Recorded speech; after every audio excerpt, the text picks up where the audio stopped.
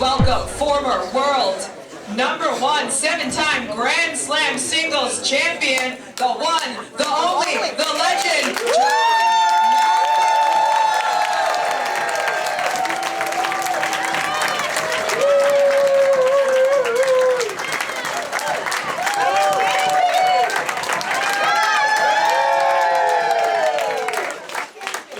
Can I take this off? Does anyone know who I am? Or Patrick? Never heard of you. he looks a lot older than me, right? So good to see you. How was your big music session You outside? know, it was a great crowd, I gotta say. They had brought a lot of energy, so that makes it fun for us. I get to sing sometimes with my wife, who's obviously a pro. So I try to get her to play with me, but I did ask her once when she got a bit disillusioned 30 years ago. We've been together over 30 years now. Second chance, I had a second chance. But I said to her, I said, listen, why don't we join a band together? I love music and you're a bit disillusioned, I'll give you some energy. She looked at me about 10 seconds, she said, yeah, we should play mixed doubles at Wimbledon too. So I said to her, you don't even play tennis. And she said, exactly. So I get to have some fun, but it's nice when she came up. I had my son-in-law play with me and one of my daughters, actually 2 of my daughters came, so it was awesome. Well, now, you know, people come to see the tennis, but they also come to see you. You guys are like a staple act now in the middle weekend here. Yes. You know that. Come on, guys. Well, let's talk a little bit about some tennis. I mean, have you been able to watch some tennis? Let's do a little preview here. Or actually assessment of how the tournament is going. Well, I haven't watched as much as I'd like, because in Malibu, luckily my homes are still there, my home. Oh man, it's crazy over there, it's really sad. So we got to pray for everyone in that area. But having said that, the cable company took Tennis Channel off my cable. It's BS is what it is. So, you know, I always look forward to watching this event, so I've been, you know, keeping track of it. I've only recently started being able to watch when I got here, but I'm going to figure out a way. I'm actually going to New York in a couple days, so I'm going to watch the rest. This guy, Runa, he should be in the mix, like top 5 in the world, so hopefully he'll get his act together. I'm praying for our American boys. Ben Sheldon is one of my favorites. You know, he's got a lot of charisma, a lot of character, so it would be awesome if he, you know, won a big one for American tennis, obviously. Francis Tiafoe's Tommy Paul may be playing and Taylor Fritz might be playing better than those 2 right now. So we're looking promising, but my favorite player to watch is Carlos Alcaraz. I mean, the guy's just incredible. I've watched a lot of tennis the last 50 years and played a lot, and it's really, to watch him do his thing when he's on is amazing. So thankfully he's still here, but I noticed there's some issues, like the #1 seed's out. Well, that's Zverev lost first or second round. What's going on? He has that hangover, they say, from losing that Australian Open final. Well, also another person missing, the #1 player, Jannik Sinner.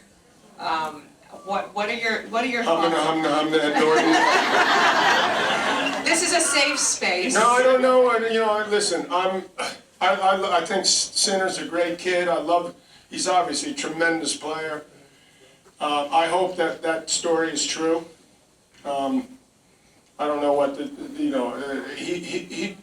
I looked at Sinner a lot, and I go, you know, he got busted for some, you know, performance-enhancing drug. I go, that guy doesn't look like Hulk Hogan to me, man. Those guys were taking the steroids or whatever. This guy's the skinniest guy in town. So, you know, hopefully we'll just move on, because you don't want your #1 player unable to play because he's suspended. So that's obviously terrible. Novak, you know, lost again early here, which is somewhat inexplicable. He is 72 now, isn't he? I mean, the guy's already, you know, defied age by a number of years in my book already. What he's done is, you know, beyond amazing. So any little tidbit at this point, we'll welcome. But me personally, having watched so much tennis over the years, it's nice to see some fresh new faces. So I'm hoping, you know, obviously, because I have a tennis academy in New York, I'm an American, you know, we need to get the American males. The women have done pretty good. You know, Serena won a couple, Venus, which is not too bad, Madison just won. So we've got like the best athletes for playing tennis because the playing field, thanks to Billie Jean King, is more level than any other sport. But in the men's game, the top athletes are mainly playing football and basketball. So we need to get some of those, drag some of those into our wonderful sport of tennis. Just don't, in the next 10 minutes, I gotta go somewhere else in 10 minutes, don't say the word pickleball to me. Okay, you promise? Thank you. If I have to hear about that goddamn game one more time. Yeah, that's a good little game. Hey, I'm 66, so I'm pretty good at it, you know. I don't have to move a whole lot. Well, I know you only have 10 minutes, so I'm just going to get right to it. I'm going to have the crowd just ask some questions to you. So I know they're excited. Yes, go ahead.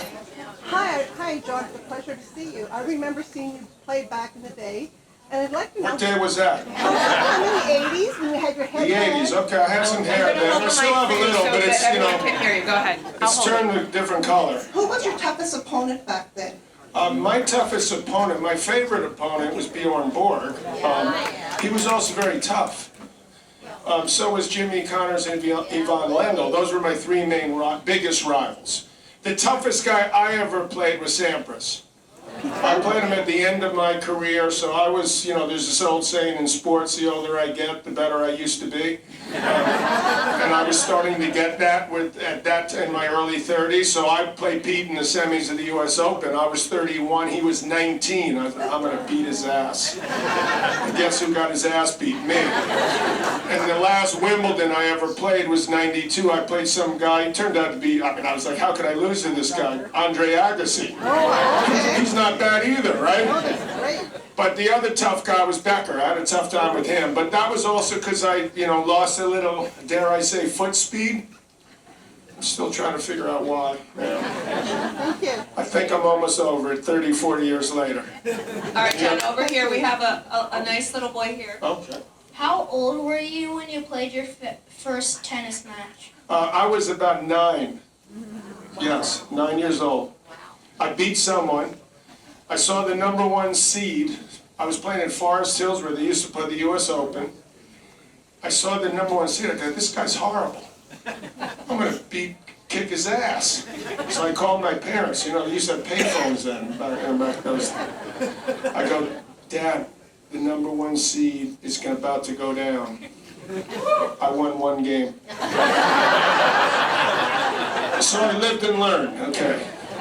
How do you feel about the linesman being replaced by electronic calls and shot spots? How do you think I feel? My hair would be a different color if I'd still have, you know, a full, thick, brown, blondish hair if it wasn't for those damn umpires. Obviously, tennis is different today than when you played, but when you look at the current crop of players, who would you say best characterizes your unique set of skills and talents? You know, it's a question I'm asked fairly often, and obviously, you know, it went from 80-90% of players that would serve in volley to 10%. So that alone is, you know, the strategy. Grass courts used to have a lot of bad bounces, so we were taught to take short backswings, take the ball in the air. So we were taught completely differently. So it's really hard to, I'd like to tell you Alcaraz, but you know, in my dreams.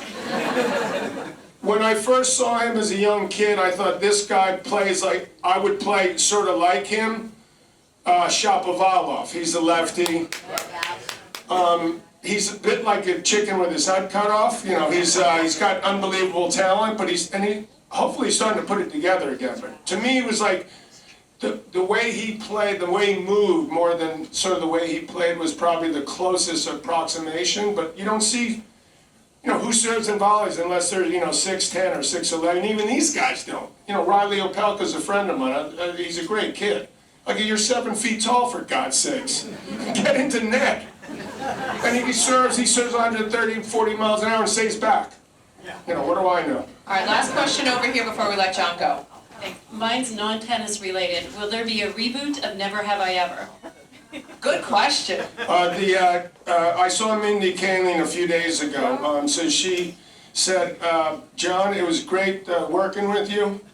It ain't happening.